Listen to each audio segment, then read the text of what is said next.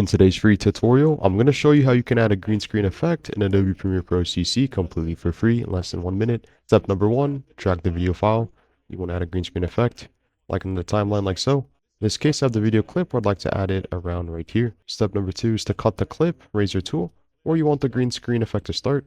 Cut, cut, and then delete, and then delete. Then now drag the green screen effect onto where the video wants to start. In this case, it's a missile exploding right here.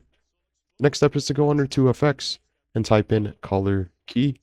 Drag color key onto the video layer on the timeline like so, where we want the green screen effect. Click effect controls, and then under color key, click the eyedropper tool right here, and then click on the screen. As you can see, it automatically detects green as the color, and then go back to effects control. Underneath color tolerance, drag this to the right, and as you can see, it completely faded out. Edge thin number 1, preferences, and this is what this looks like. So as with this high tool,